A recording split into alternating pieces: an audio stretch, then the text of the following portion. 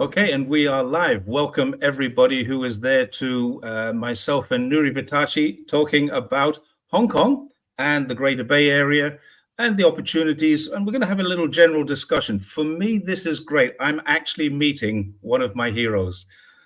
For me, finding you, Nury, on Twitter originally was like finding a nugget of gold in a sea of sand. It was just, wow, somebody there who lives there, knows what's going on and seems to understand.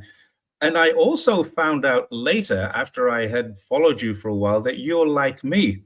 You used to kind of dislike China. So if we can kind of discuss that for a little bit, I was fooled by the narrative until I came to China. But anyway, welcome to the show. Thank you very much for volunteering to come on and talk to us about what's going on inside of Hong Kong and the Greater Bay Area. And let's hope we can maybe enlighten a few people to the reality.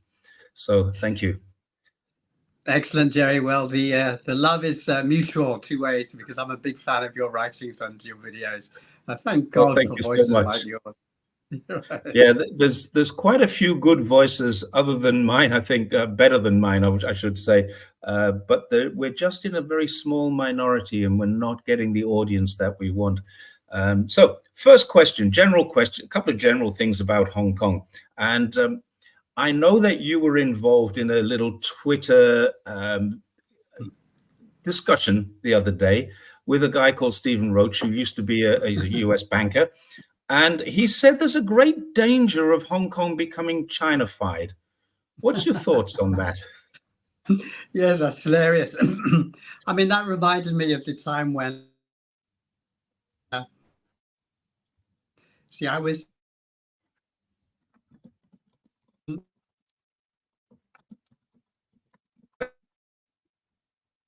was way back,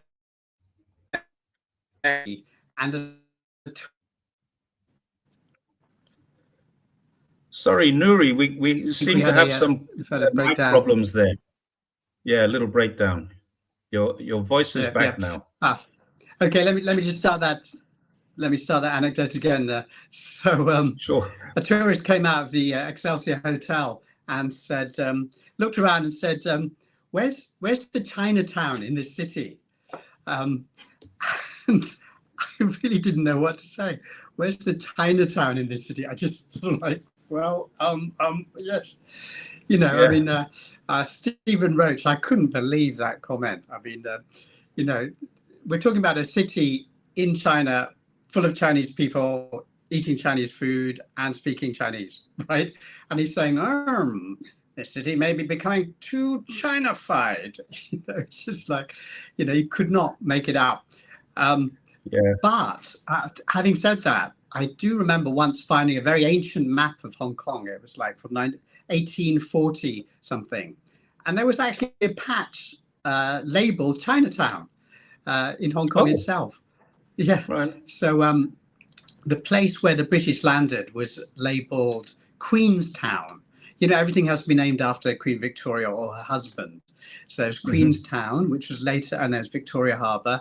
And then the road was called Connaught Road. Connaught was her husband. And then over to where we want now called Sheung Wan was a place labeled Chinatown. So there actually was a Chinatown in Hong Kong many years ago. But as for Stephen Roach's comment, it's like a bad joke, I mean, 10% of the world is Caucasian, 77% is Asian or African. Of course, every city is going to become more Asian, more African. It's just inevitable, I mean, you white guys, you're dying out. Have more babies. You can start, Jerry. You can start. It's too late for me. I've done my bit. It is far too late. Now, my son went the other way and married an Indian, so I have 2 half Indian grandchildren. Excellent. Very good taste. Very good so taste. We're the big melting pot, my family. Yeah, that's the way. What do you think about the 2 judges who have recently decided that they're going to resign from the bar in Hong Kong and basically take up their place in the House of Lords in the UK? What did you think about that? Because for me, it seems strange that Hong Kong still has this colonial anachronism, the British judicial system, and Australians as well, working in the high courts there. Right. In fact, the one country, two systems agreement, it only had really two aspects. One was maintain the economic system, and the other was maintain the legal system. And the legal system is common law. That's the Hong Kong legal system, and it's shared with Britain and with Australia and with Canada and a few other places. So that's the very foundation of one country, two systems. So we have to keep that law. And now the original promise was to keep it for a minimum of 50 years. And now they're saying that's literally just a minimum, so you can keep it indefinitely. So we might as well have the best judges from around the world. And let's be honest, most of the judges on that overseas judges team are very, very pro Hong Kong. They're very, they're not Western nasty agents stirring things up. They know Hong Kong. They know the place. They know how it runs. They know China. They know how the judicial systems run. They're good judges, and they're very loyal. Many have spoken out in favor of Hong Kong and the system. So in that system, the other thing, of course, is that in the international legal indexes, Hong Kong scores quite high, higher than many Western nations, higher than the USA. These big committee of international judges is one of the things that gets us that super high score. And so it's kind of nice to keep that. On the downside, of course, there's this politicization thing. One of the suggestions that's going around is that, we can skip the ones from Western countries and have ones from other common law jurisdictions, which are going to be less political. But yeah, the majority of overseas judges are very pro Hong Kong people. Their hearts are in the right place. And they're good people. They're good people. So they. What do you think is the motivation for them to leave now? Yeah, I mean, the UK has been pressurizing the judges to leave. They've been doing that for years, and it's quite open. I mean, you talk to legal people here, and they say, "Oh yeah, it's happening all the time." And the US has been even worse. They've been saying, "We will sanction you. We will make sure you'll put you on a list. You'll never be allowed to come to visit." USA, all sorts of terrible things like that. So it's basically, I mean, a lot of my family is from the US and the UK, so I feel a bit horrified saying this, but the US and the UK are, as usual, causing problems which are completely unnecessary. The pressure is coming from the West there. Yeah, that's the way I view it too. I've actually read the joint declaration. I've read basic law. I've got a background in law, although I'm not a lawyer legally trained. I'm a former police officer who did a lot of legal training. I've got a background in contractual law as well, some civil law. So it's not like this is all new to me, but to me, it just seems like, as I view it, China is doing everything according to the agreement that they had. And the UK are doing everything to kind of thwart the agreement that they made with China. They pushed China into the joint declaration effectively, and now they're saying, well, it's not really a historical document. We can do whatever we want, but China must abide by it. Is that the way you see it, or is it different? Yes, absolutely. I mean, it's horrifying how many people write articles for the international press without actually looking at the document they're discussing. So many people have said the national security law bans all protests. So you can literally look up the national security law online. You can do a search for references to protests, demonstrations, and so on. And there's only one reference to demonstrations, and that protects the right to have demonstrations. So so where's the paragraph that bans demonstrations? It's not there. And yet every Western media tells the world that it's protests are banned under the national security law. I mean, you can see protests. I don't live far from the central area. I can walk to the government offices, and you see the protesters standing there. Just it's just normal. You should post that every day. Look, here's another protest. Yeah. In contravention of that national security law that says you can't protest. I often ask that question. Can you please, people say it's illegal to use a VPN in China. Here I am in China on a VPN. And I say, well, can you please point me to the law that I'm breaking? No one has been able to do that yet. There's no law that says I can't. There are laws that say I can't trade in VPNs. There are things I can't do on a VPN. But there's no law that says I can't use a VPN. So I often say that to people. Can you point me to the clause that says that? And of course, it's impossible. It's impossible. Yeah. Okay, the trick I like to do is I like to go up to journalists and say, can you give me a list of the articles that the Hong Kong government has banned that you wrote? You know, and of course, Hong Kong government hasn't banned any articles. So they just kind of look blank and they don't know how to answer. You know, I've been asking that question for years now with journalists. Right. Has the Hong Kong government banned any of your articles? Can you give me a list? And it's always, actually, no. You know, you can literally go outside. I find it really strange that the Hong Kong Free Press says there is no free press in Hong Kong, whilst being based in Hong Kong, telling people this. Right, that's right. Oh, the irony. You can literally step outside, you know, and grab a copy of, you know, whatever paper's being sold outside and the New York Times, Financial Times, are all there. Yeah, and you can see even the local papers, the Chinese papers saying, you know, we hate the government is so stupid. You know, I mean, they're probably a little more polite than they used to be. But that's not a bad thing, actually. That's being a bit more Asian, which is probably a good thing. Yeah. Less confrontational is and more compromise. That's very Asian about it.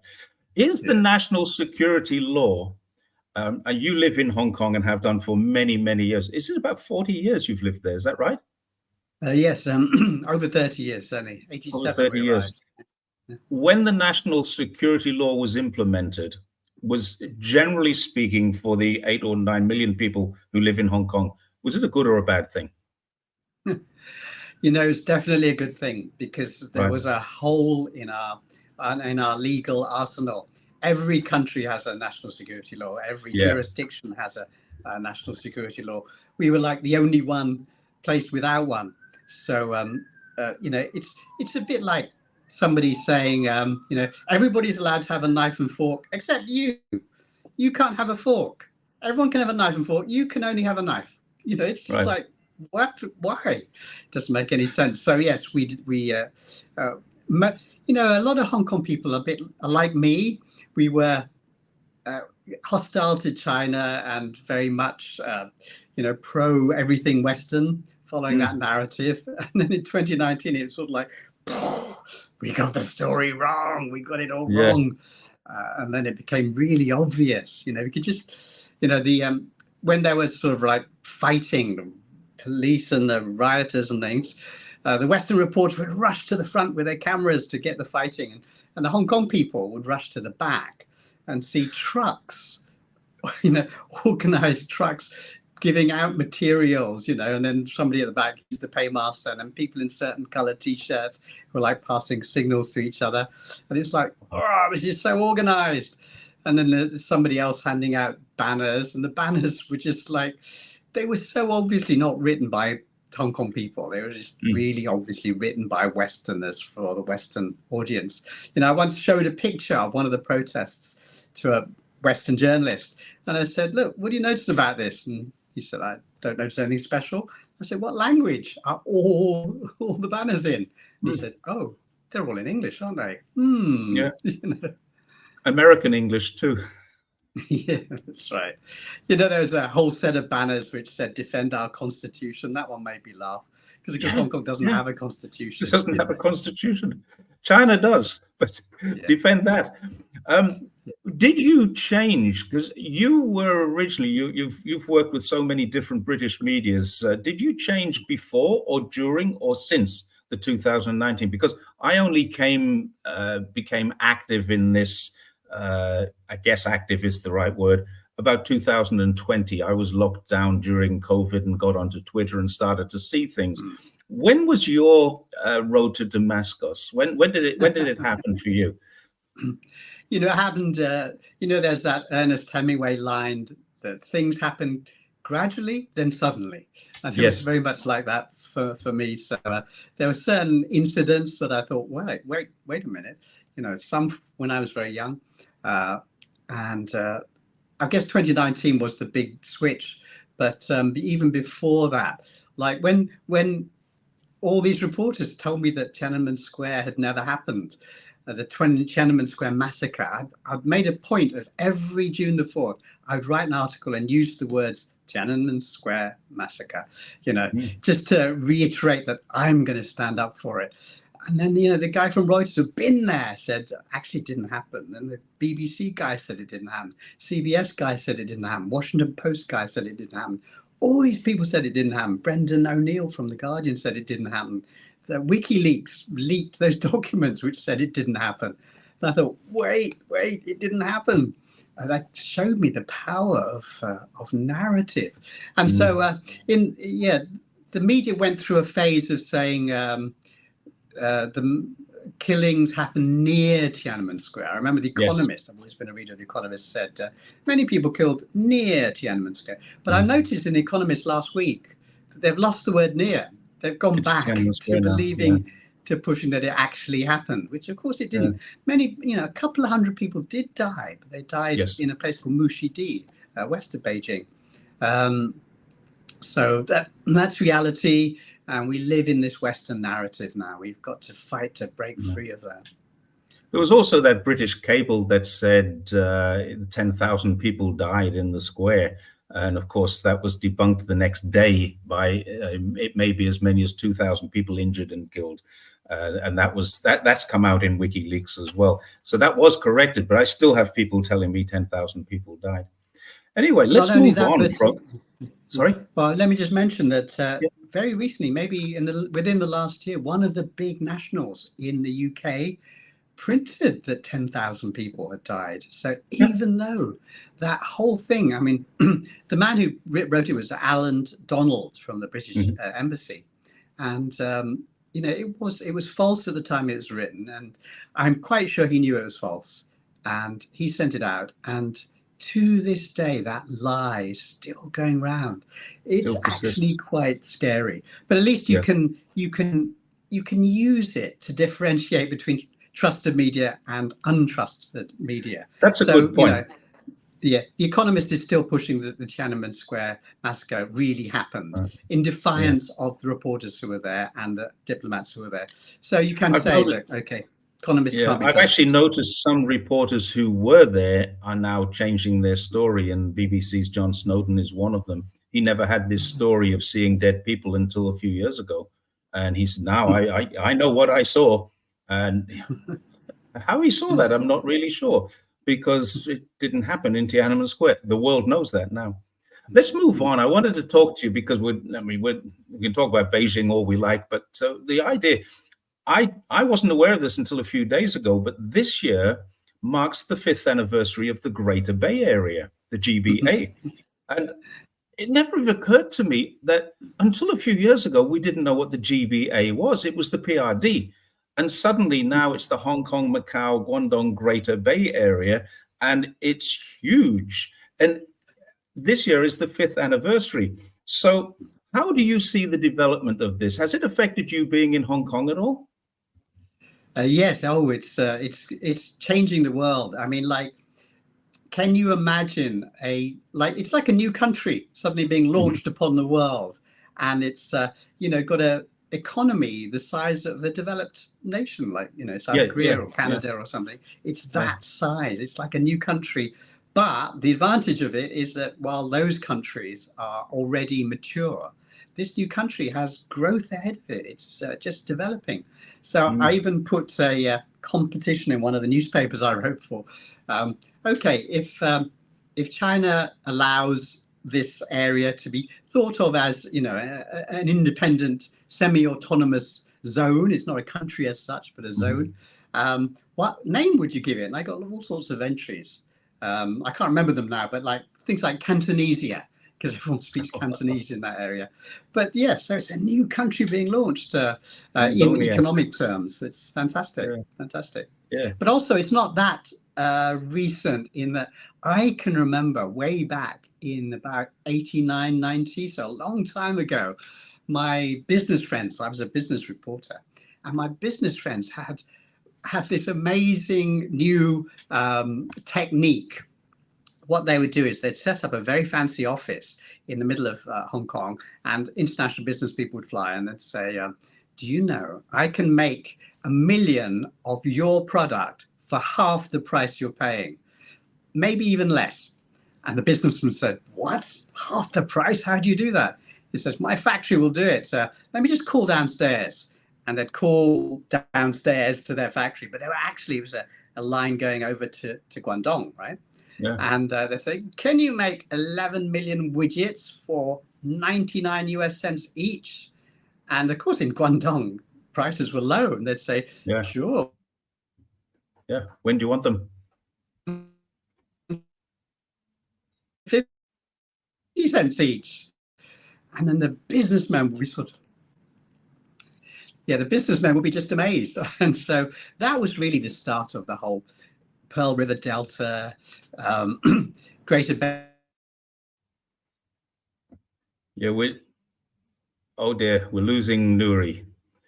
So we're talking about the Greater Bay Area and how different it is. Oh, is Nury back? Right. Nury? Yeah, you're back. You're back. We're just talking about, I was just trying to get into the topic there. We talk about the Greater Bay Area and how Hong Kong and the mainland were kind of very, very separate entities, even though Hong Kong is part of China. And after the handover, 1997, it was much closer. But suddenly now, with the Greater Bay Area, we have 3 regions inside of Guangdong, which are effectively under the same laws and control as Hong Kong. So the financial laws, the health laws, the legal administrative laws, all of these things in Nansha, in Guangdong, and also in Hengqin, in Macau, in Zhuhai, and then we've got Qianhai in Shenzhen. How does that affect what people are doing there now?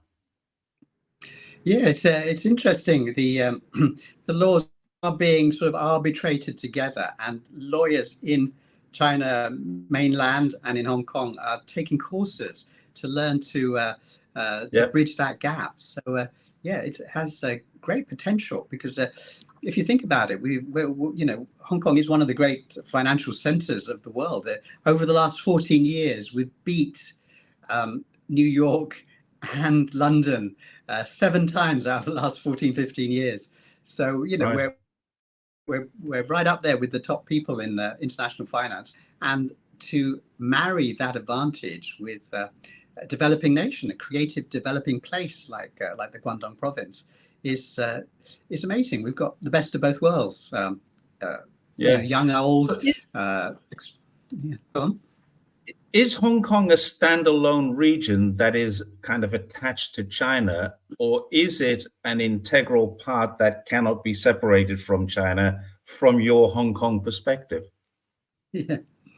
Well, that answer has changed a lot recently, because right. If you asked the people that the Western media liked to interview in 2019, they were they were very them and us, right. Very Hong Kongers, they're foreigners, and that's how they saw things.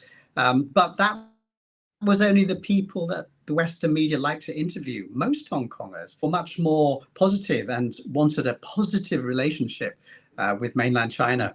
And then recently it's changed again. Shopping. Ah, okay. The shopping is so good in Guangdong that the food, I mean, I'll tell you something that I hope my tailor's not watching, but my wife told me that her dressmaker in over the border in Shenzhen was better and cheaper than my tailor in Hong Kong. So wow. I snuck over the border and got a suit made, and it was 1/3 of the price of my suits in Hong Kong. So I thought, how's the quality? I could get used to this. Quality How was the quality? Was the same, because wow. The Hong Kong tailors orders, and they're made in Shenzhen anyway. So the quality was the same. I was going to say that when I first went to Hong Kong, it was 2004. And because I said to someone who was trying to sell me shirts, I said, no need to buy. I live on the mainland. And they said, oh, our shirts are made on the mainland. Why would I buy from you at Hong Kong prices when I can get them in the mainland? And that was 20 years ago, almost 20 years ago. My first real visit to Hong Kong was Halloween 2004. What a strange experience that was. So Hong Kong's economy is going through a little, I would say, rough patch. What do you think the causes of that are? And do you think that's a long-term, or are you optimistic or pessimistic about the future? Right. Oh, I'm an optimist, of course. But, for people are now saying, well, Hong Kong property prices are going down. Oh, no. But for the last 30 years, they've been saying Hong Kong property prices are going up. Oh, no. Right. So, you can't if they're going down. A lot of the stock market is based on property. So the fact that it's going up more slowly or slightly creeping down is a good thing. Do you think that has anything to do with definitely a plus. Okay, do you know this thing that they're talking about in China as being a property crisis, which I call a controlled crash, as opposed to, a controlled demolition, as opposed to a property crash? Do you think that the mainland's property issues are affecting Hong Kong's property issues? Or is it an entirely different story? Yes. Yes, I mean, Evergrande was listed in Hong Kong and has a lot of connection here, and a lot of the stocks listed on the Hong Kong stock market are related to Chinese properties. So yeah, we definitely share the problem, but there's a lot of activity going on. I mean, the Chinese government put 50 billion renminbi into property about 2 weeks ago, was it? So there's a lot of activity happening to solve the problem. KKR, very famous US investment house, has turned bullish on China, and they've been talking up the investments they're doing now. So it looks like things have turned a corner. And it's all comparative, isn't it, really? Because Hong Kong, we're sort of like, oh no, our GDP growth is only 2.5%. But, that's the same as the US GDP growth, and five times Britain. And it's twice the European one. Yeah. The European one is 1 point something, and Britain is less than 1%. So, yeah, we're doing pretty well in that sense. Yeah. Okay, well, that's good to know. Is Hong Kong still a great destination? Now, I'm going to tell you a little side story to this story. I have two visitors in the next room right now who are from Hong Kong, and they've just been around my local shopping center. Oh my God, they're saying, oh my God, I had no idea. The same shops with so much product at so much cheaper than it is in Hong Kong. The only issue they have is that they checked, the warranty, if they buy it here on the mainland, cannot be carried across to Hong Kong. So there's no warranty. So that puts them off buying stuff a little bit, but things are so much better and so much cheaper. But is Hong Kong still a viable international destination for tourists, for investors, for business? Is it still what it used to be back 25, 30, 40, 50 years ago? I mean, the quick answer to that is yes. It's a party. I mean, like last week, this weekend we had the world's wettest party. So huge party in Star Week, thousands of young people, and they were partying in artificial rain. So it was a wetness party. The week before that, we had one of China's biggest pop stars. Week before that, we had Mayday, which is, one of Asia's biggest bands. Before that, we had we have events all the time, just big events all the time. I had to take my daughters to see Taylor Swift when she came here. I had to take them to see Justin Bieber when he came here. And we're also currently building, Asia's biggest sports stadium, which is going to be fantastic. So sports events, pop concerts, everything is just happening nonstop here. It's like a nonstop party. We have more bars and restaurants open now than we've ever had in history. And I remember a Time Out survey saying that Hong Kong people ate out more than any other community in the world, with some people eating out 100% of the time. And that's definitely true. I had a friend here who's an American married to a Chinese, but they had literally all their meals out. They didn't have a kitchen. It was so amazing. They didn't have a cook. Yeah. So I've got a comment here which came in a little while ago. Let me just see if I can find it. And I would like your opinion on this. Is this true, or is this a myth that many Hong Kong locals despise the mainlanders? Right. I've seen this in the media. Go on. Yeah. I mean, there's that lovely number, many, which is mentioned, which, of course, what's interesting is how it's changing. So there always was some groups which are very hostile. There's groups called the localists. There's groups called the indigenous. There's a group called the Hong Konger First. So there's these little clusters of anti-immigration groups. And you find that here, just as you find in any place, you find these anti-immigration movements. And they, of course, were very high profile during the protests. But that, I think, is changing. If you interview a 30-year-old, you might find, if you interview a group of 30-year-olds, you might find some of those people there very hostile.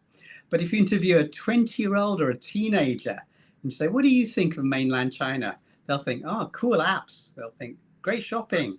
They'll think, Taobao. We could buy stuff on Taobao. They'll think, Chinese K-pop stars. So there's not that hostility. I have interns here in my office, and I have school visits, and I see almost zero hostility to mainlanders on my visits to Hong Kong schools now. They're just, the hostility is not there anymore. And I'm sure there'll be pockets of it, but I think one of the advantages of the Western media being so anti-Chinese is that locals are saying, wait, why are you so mean to our city and our country? Yeah. So that's actually making people in Hong Kong more patriotic in a good way. I'm happy to hear that. Very happy to hear it, because I do see those media reports which show, the public opinion in Hong Kong is very down. But I know a lot of Hong Kongers, and I talk to Hong Kongers all the time, and they don't seem that way. Do you think that the one country, two systems principle serves the people of Hong Kong well? I saw on the 25th anniversary of the handover, Xi Jinping made a speech, and he said something along the lines of, well, it's working so well that we see no reason to change it in 25 years' time. Now, despite him not being around in 25 years' time, there may be an entirely different policy, but that's the view of China right now. This is a good system and it works quite well. How does it serve the people of Hong Kong? Yeah, no, it's a good system. In fact, when people write these articles about China taking over the world, it makes me laugh, because China's not imposing its system on the world. It's not even imposing its system on itself. You've got all these zones. So Hong Kong is a zone where you've got British common law. You've got a certain type of very Western finance system.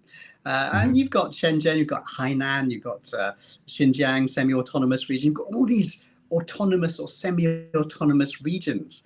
So it's very smart. China's very smart to have all these experimental regions. I mean, there's Qinghai in Shenzhen. That area is under Hong Kong business law. So you can go there, an office, and say, right, I want these deals to be done under Hong Kong law instead of China law. So they're very smart to hedge their bets with different systems in different parts. So it is an advantage. And and I reported, in fact, one of the first articles on Friday Every Day when we launched 3 years ago said bye-bye 2047. That deadline is gone. We've got information. It's no longer regarded as a deadline. Right. All deals will float past it.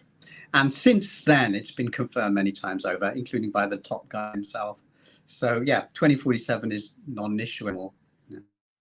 Yeah. My view is it seems to me like Hong Kong is actually taking over parts of the mainland rather than mainland taking over Hong Kong. I see this assimilation into places. I've been to Hengqin and I've been to Nansha and Shanghai, and I've actually seen the integration.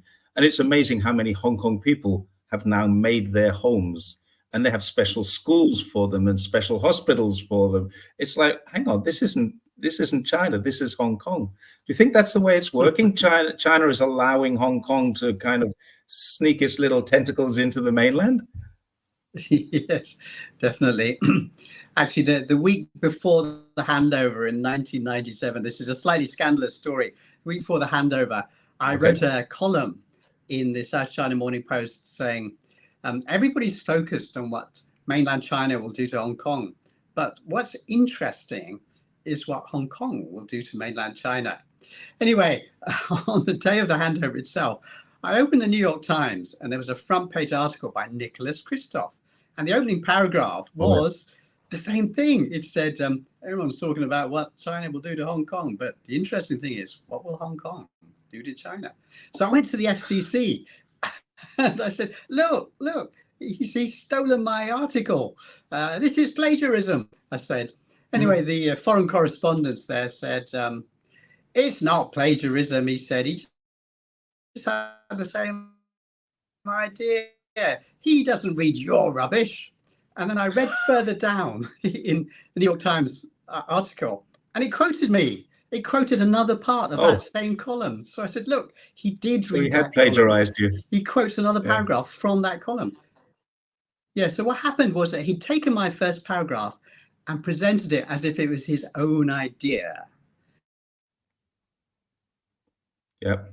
And then among many people quoted is me, the back of the article was presented as if it was his idea. So, very tragic, very tragic. But then, you can't fight these big guys. Yeah. Kristof is another one who was in Tiananmen Square. Foreign correspondents, I remember, said to me afterwards. Was he based in Hong Kong at the time, or was he based in the US? I think I've lost you again. She'd been commissioned by her editor to follow up. Oh, and you didn't follow up. So it's so unfair. It's so unfair, the system. That's why we have to. Oh, dear. Nury will be back in a second, I am certain, but he has just dropped off. And we'll have to wait and see.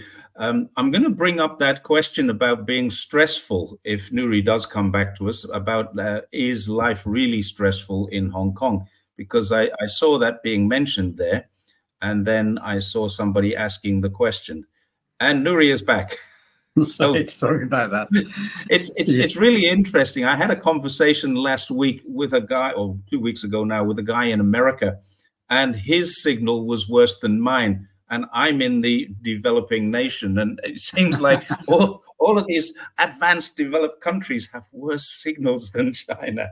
Right. I want to bring up a question that was put in here. Somebody made, not that one, sorry, it's just stepped up.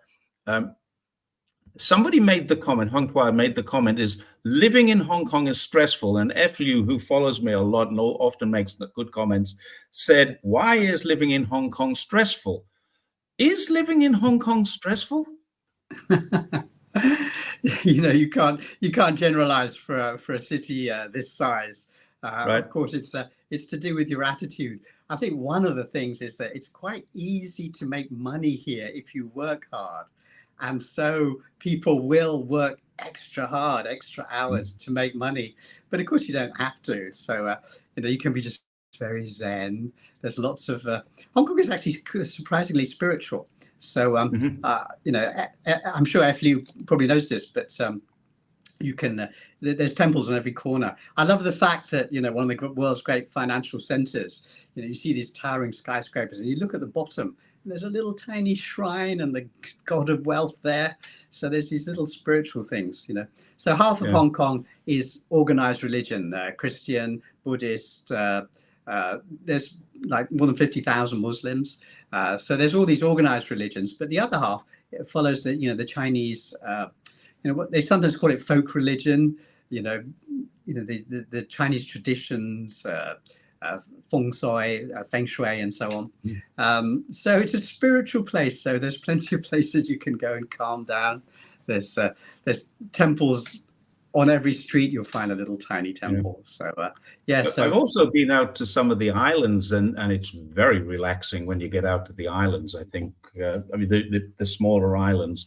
There's 235 islands, I think, in Hong Kong.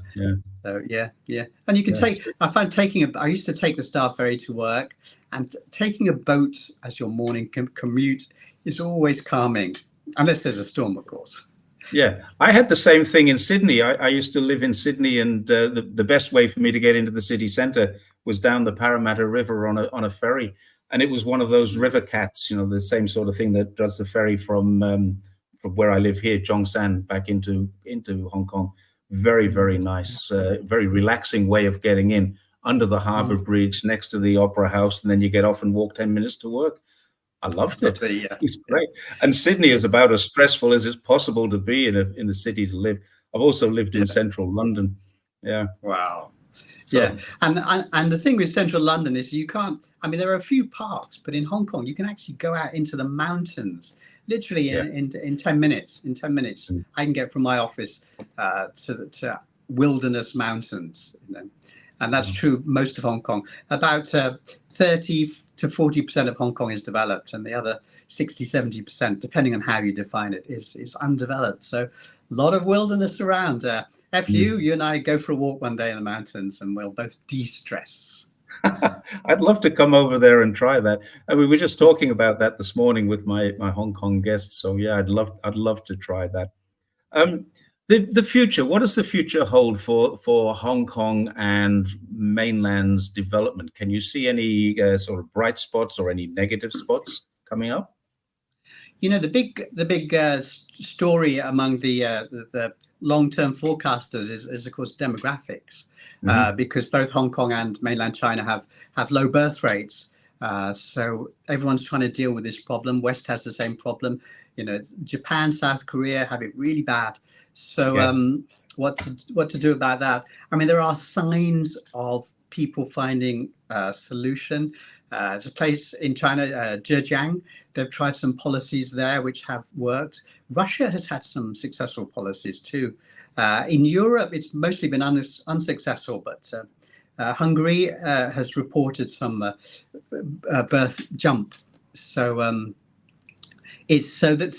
I'm hopeful that we will solve that problem.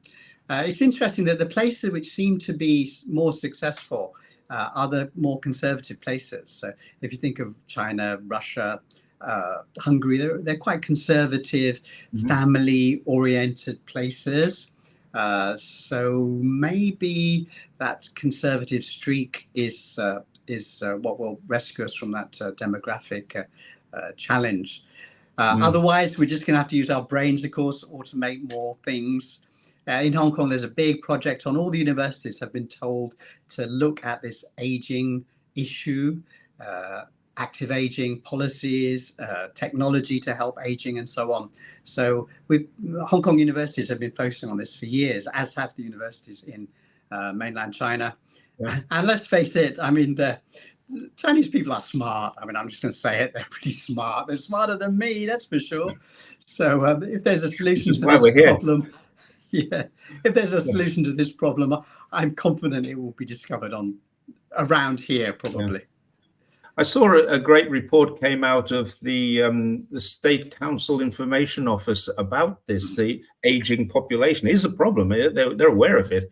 And one of the things that they're doing is they're investing a great deal of money in vocational training for young people because there was a skill gap there. There's also a young people's unemployment issue. So they're investing a great deal of money in young people, in how to train them to look after old people, and thereby managing two very, very different problems at the same time. And automation is a huge part of that, but the new training is going to be the big one. And one of the things they've done in China, there's a couple, because there's less babies, there's less need for kindergartens. So they've merged kindergarten. This is what happened in my city. I'm not sure about anywhere else. They've merged some play schools, play groups, and kindergartens together, and then left that building free. And they're modifying the buildings to become old people's, not necessarily homes, but places of respite. We've had one here for years, and it's a great big building. And out the back of it, it has a croquet lawn.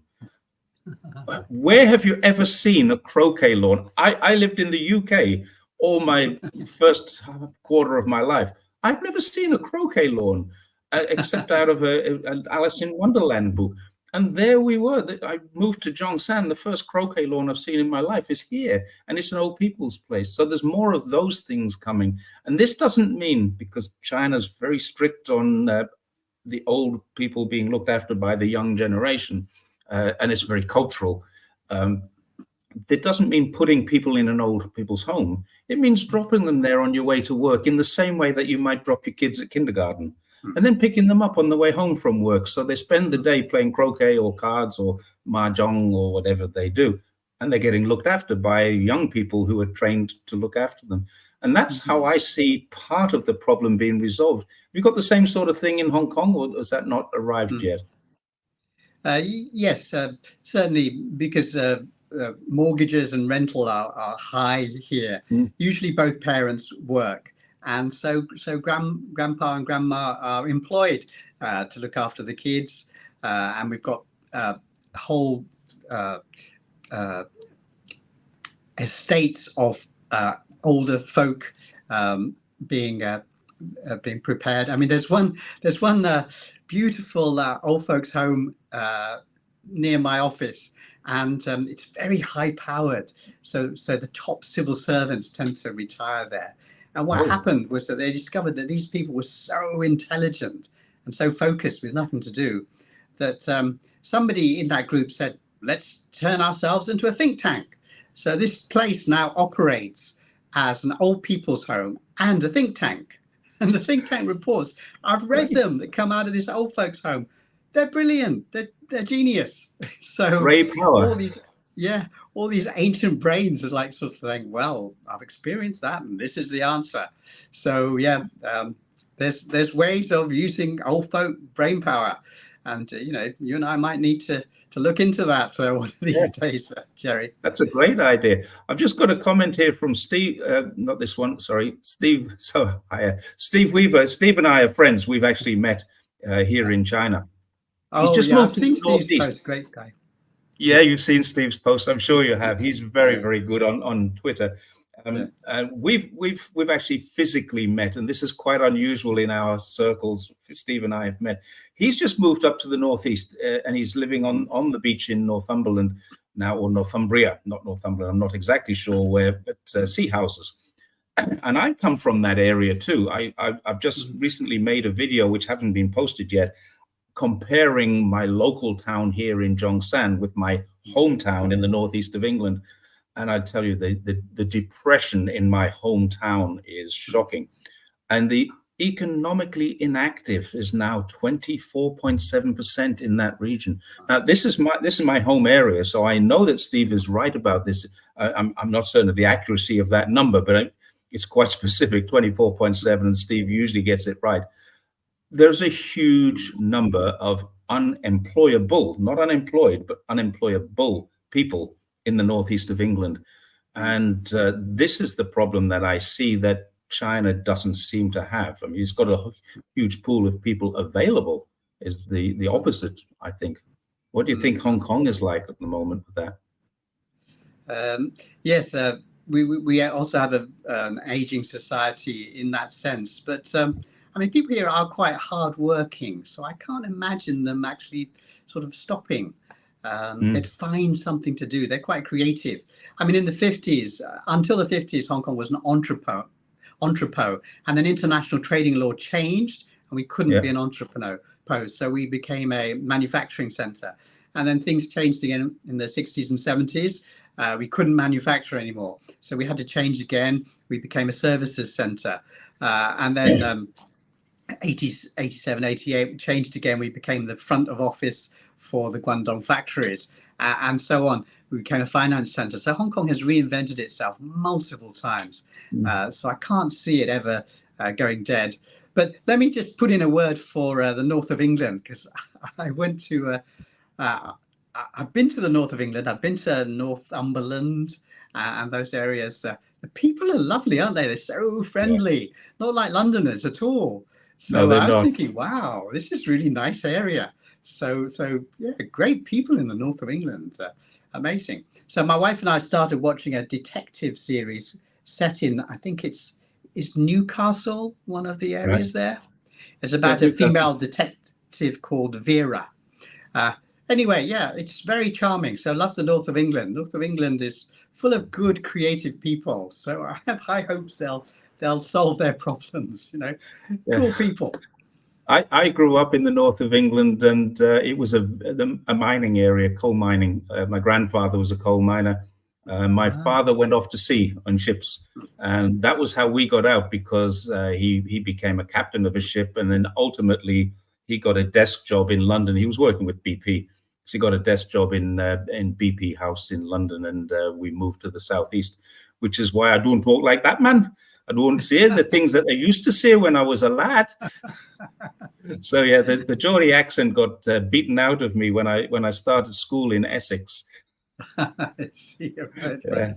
Well, last time I was in the UK, I made a pilgrimage to see Liverpool, where the Beatles are. I guess, does that count as north, or that's middle? For me, that's down south, but definitely there's the north. Yeah, it's north of Watford Gap, so it's north. Yeah, if you live in Liverpool, you wouldn't consider yourself a southerner, but if you live where I lived, you would say, well, Doncaster to me was down south when I was a kid, and that's way up in the north. So yeah, it is. It's north. Liverpool is a northern town. Very different accent, though. Did you go to the Cavern Club? I went to. I think, has it been turned into a museum? I think the Cavern Club has been knocked down. Yeah, and there's a Beatles museum there, and we did go in there. But we found it kind of full of overpriced souvenirs, which I did buy, being I'm a big music fan. But yeah, I love British creativity. So I'm quite sure that if the US stops, bullying UK to be anti-China, UK and China could get together very well. The UK people are very creative, very good-natured, very innovative, and China's very practical, very high achieving, and it would just make such a great mix. So British people, stop listening to those Washington DC warmongers and be yourself. Wonderful culture that UK has. Can I say the same thing to my adopted country in Australia? I just wish they would stop listening to Americans, because we've got Premier Lee of China is heading to Australia in 5 days, 3 days time. 3 days time, he'll arrive in Australia. And I think Australia are now at a junction where they have just one choice. They either go with America for security, or they go with China for trade, because America will not let them choose both. That's the way I view this. They're going to, and they need China, same as the UK. Really, they ought to have. Yeah, I wrote a letter to James Cleverly a while ago when he was the foreign secretary. He didn't respond. I'm not sure why, but why does Australia need security? I mean, it's like everybody loves Australians, right? I mean, what's there not to love about Australia? Australia's everybody's friend. None of us are going to attack Australia. It's like there is a view in Australia that the moment China has finished with Taiwan and taken it over, they're going to roll straight into Australia. I think they think Taiwan is right off the coast of Australia or something. I don't know. It's a very strange. I don't understand it. Being an Australian who lives in China, I'm what are you talking about? Who are you listening to? You're reading the wrong things if this is what you think. But I'm the only one who's saying this to them. and their media, with the exception of perhaps Pearl's and Irritations, which you obviously know of, and maybe Michael Westbeers and Marcus Rubenstein, a couple of other few people who stand up and say, hang on, we're not getting this right. Almost every media outlet, including the ABC, is anti-China. And I don't mean neutral in a negative way, I mean anti-China. And the ABC looks like it's controlled by Murdoch Press now. They literally got caught with their in a very embarrassing situation where Murdoch Press required the ABC to fire someone, and they did. And she took them to court, and it came out in the court case that the ABC fired her because someone from Murdoch Press made a call and said you should get rid of these people. Wow. Gosh. When you start seeing that happening, you can see why the misinformation goes on. Yes, indeed. So, but fortunately, people are mistrusting the media. And, it reminds me an interview with Julian Assange before he was locked up. He said that the mainstream media does so much harm that we might actually be better without it. Now, when he said that, I was so furious. I thought, what an outrageous thing to say. And now I think, wait, Julian was right. Julian was right. We might be better without it. You see what's happening in Australia, and the voices speaking the truth, are so few, and the media is so dominant, pushing these things which are just clearly untrue. I mean, China has no interest, no plan of any sort to invade Australia. And yet they push it out there. So. And I think the problem is that the biggest fear Australian government has, I'm not sure about Australian people, but the Australian government seems to have a fear that America could actually, rather than invade them, because America's already invaded. I did a video about that with some friends recently. America has already successfully and comprehensively invaded every aspect of Australia, including sports, including health, including education, including retail, transportation, communication, government, defense. America controls it. And so they've effectively done this. And the biggest fear would be not that America could invade Australia, because they've done that. It's that America might pull out, and that would pull the rug out from under them. So if American investment pulled out of Australia, that would actually be devastating for Australia. And now they're trying to keep Chinese investment out. And the UK are doing the same thing, legislating to keep Chinese investors out. And I think that's possibly the wrong way of going. It's insane. Yes. So someone else says the previous, let me just put this one up. This is the previous and current Australian government are lackeys of the US. Yeah. Well, Australia has about 40% of its trade coming in and out of China. Without China, Australia would basically fall into a depression, a recession, and then a depression, and it would be fairly solid. Let's go back to the GBA. Where are we going with the GBA? It's is China taking over Hong Kong, as the Western media say? Or is that just a furphy put out to put some sort of fear into the minds about China? Yeah, I think we can forget the Western media. I mean, one of the problems is that they control the conversation. So, Stephen Roach says, blah, blah, blah. Who cares? He's one guy. We're not interested. Lord Sumption of Britain says, blah, blah, blah. Who cares? So, I get the Western media every day, and I also get the China Daily every day. And it's so funny to see the difference between the two. One of them is always building bridges. The typical front page China Daily story is, China signs a trade deal with, and they'll name a little African country, a little Asian country. And it's always sort of outward friendliness, cooperative. And Western media is always sort of like, China has developed a new weapon, says the US intelligence agency's disinformation department. And I'm thinking, it's the disinformation department. Why are you putting it on the front page? It's just silly. Now, when I was a junior reporter, we were taught that whenever somebody tells you something, see what their vested interests are. So, if an intelligence officer told you something, your response would be, yeah, you're an intelligence officer pushing your view. Your job description is to spread disinformation about other countries. That's your job description. I'm not fooled. That was our attitude when I was a young reporter. Today, the US, the CIA, the intelligence services put out a press release, and the FT puts it on the front page, uncritically. That's just the new system. The newspapers are the propaganda arm, the PR distribution arm of whatever the intelligence agencies say, and sometimes they say things which are just obviously false, and it just gets out there on the front page. Such a sad thing. In order to get truth in media about China, what can people do? Obviously, Friday Every Day is one of the best. Yeah, but we're tiny. We need to make you bigger. Yeah, I think we can just we can shame reporters into behaving better. Like there was that lovely Tim Summers survey where it showed all the data of how few positive articles there were about China in the Western media. And since then, I've noticed occasional positive articles in the Western media. So we can shame the Western media into behaving better. Yeah. That's one thing we can do. Another thing is just personal PR. Just invite people to come and visit you in Hong Kong, in China. Just spread the word. Actually, we're not living in a dystopia. Take a look at the window behind me.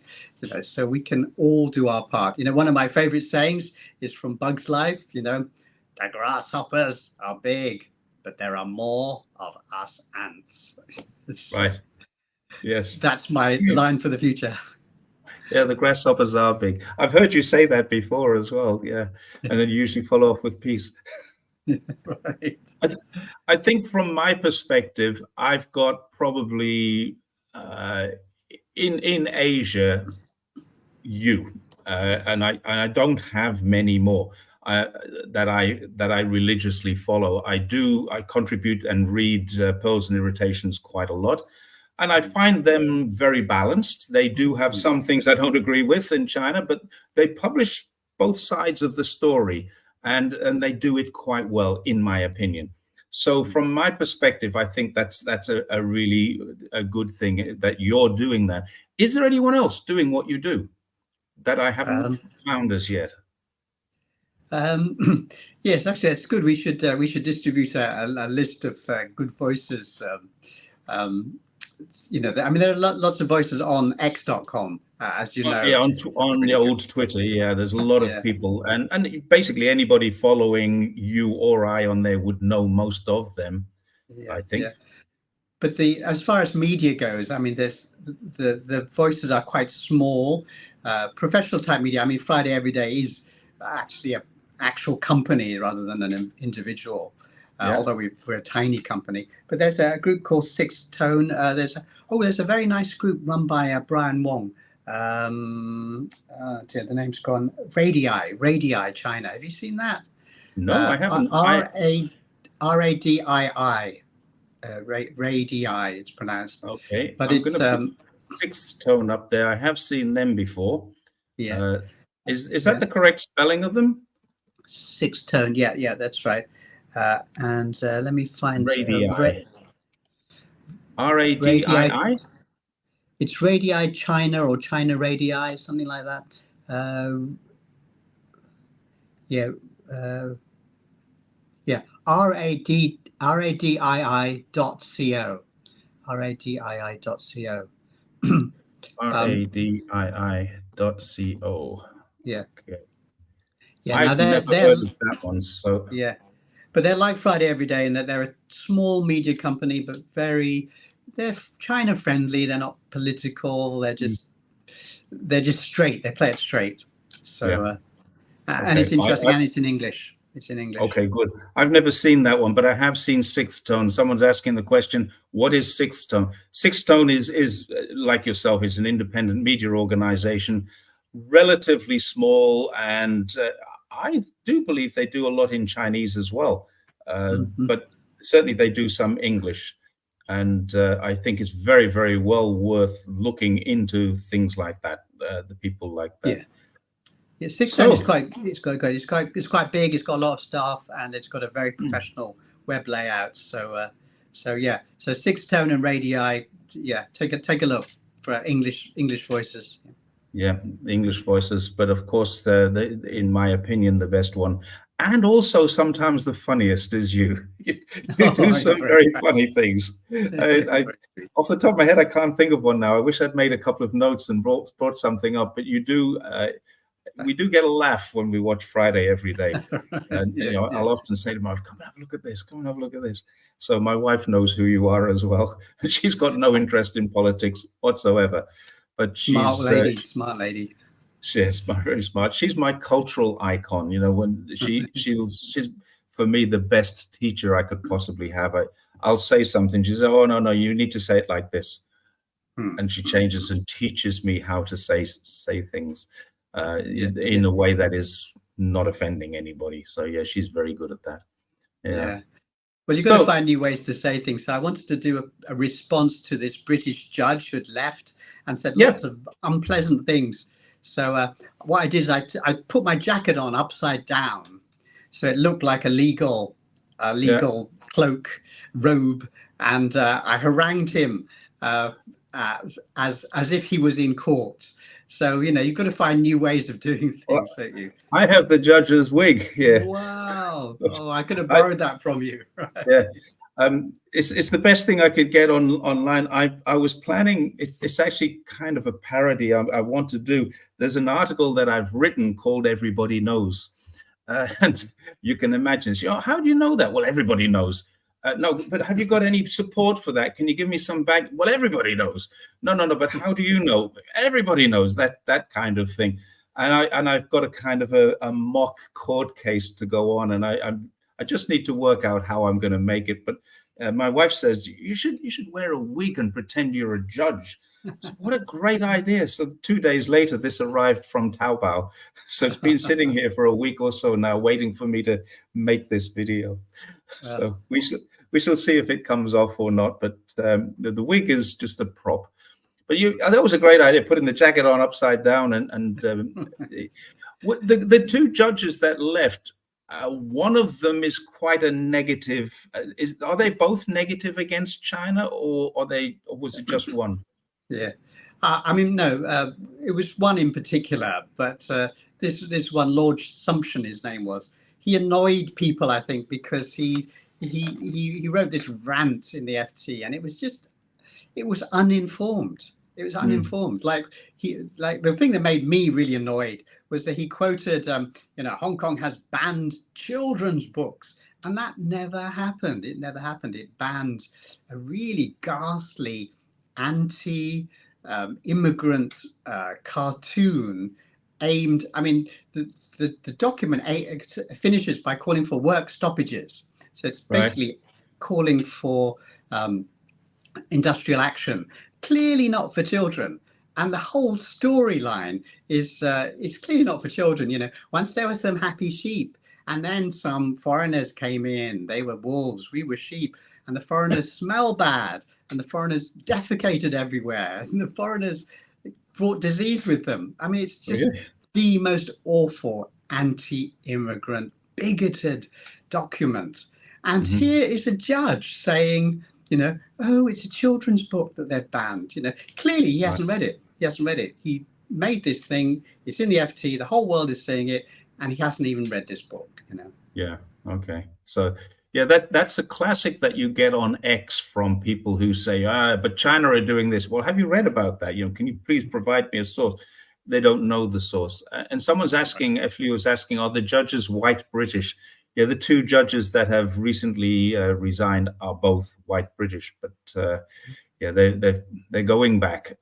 I believe they're both Lords. They both sit in the House of Lords, and I often wonder. Okay, I get your point of view about having a separate judicial system based on the old British system, but we've got British lawmakers sitting in the high courts of Hong Kong. Is that a good thing? Yes, for example, the material, the court papers are online in Hong Kong, and you can look it up. And you can see that the judges and the prosecutors and the lawyers all making their points. And in the judgment, it will say, we refer to this case in Australia, we refer to this case in country X, we refer to this case in Canada, and look at these cases. So you really do feel, wow, they've really looked all around the world to get the best possible judgment. So I understand that. I get that. Yeah. So it's it actually a positive. does. Yeah, it's definitely a positive thing, having these judges. You know, years ago, I said to a head of one of the law societies here, I said, is it true that Hong Kong justice is as good as Western justice? And he said, oh, no, it's much better.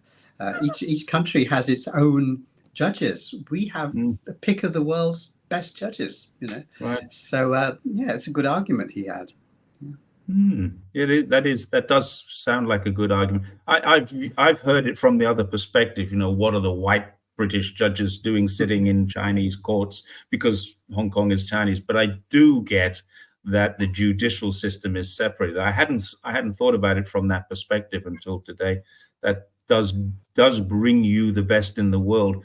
I just wonder if it brings you the best in the world in terms of the personalities of the people doing it. And one of them clearly is not so positive towards China. But I think that they're not leaving Hong Kong because they're upset with the Hong Kong system. They're leaving Hong Kong because British pressure has been brought to bear on them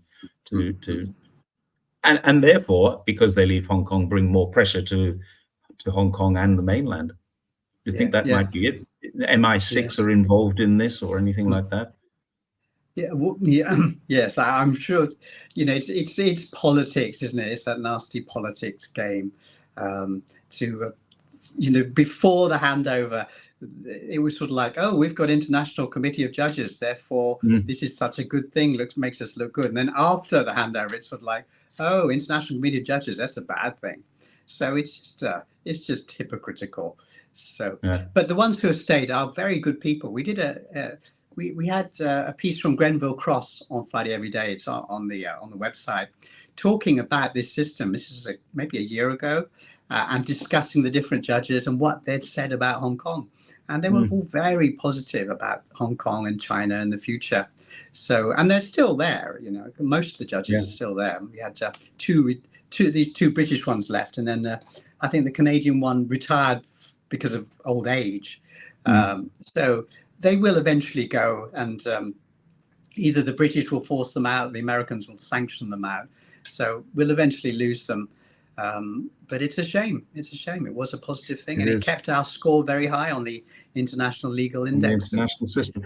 Grenville Cross is a brilliant mind. I've seen a lot of work from him. He wrote the open letter, which inspired me to write to James Cleverly. Actually, it was Grenville Cross's open letter to Boris Johnson that inspired me to write to James Cleverly, and that got picked up. And his has probably had about 40 or 50 million views. Mine's had more than 1 million that I'm aware of. There may be many more because it got converted. It got translated into Cantonese and Mandarin, and it was on social media in both areas. So I don't know who did that or why or how, but it was great to get that kind of coverage. But Grenville Cross actually pointed out to Boris Johnson the error of the British government's ways, didn't he? Yes. I mean, Grenville's great because he was at the top of the ladder. He was Director of Public Prosecutions. So he has very clear arguments, names, dates, times. He can quote the law.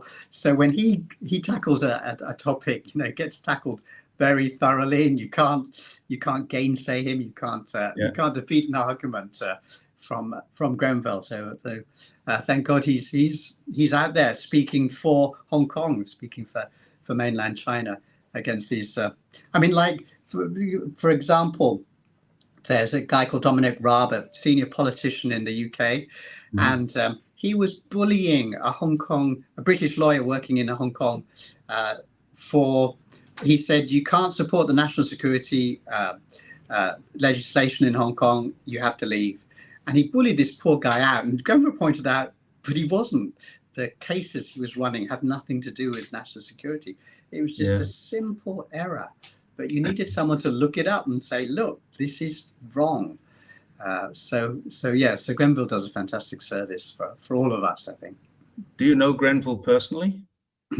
Yes, he's a great guy. He's kind of retired in a way. He does mostly writing, but he's just a good-hearted person as well. So his charity projects, especially for children, are quite famous. So in another context, he's known as a sort of charity hero. So a philanthropist.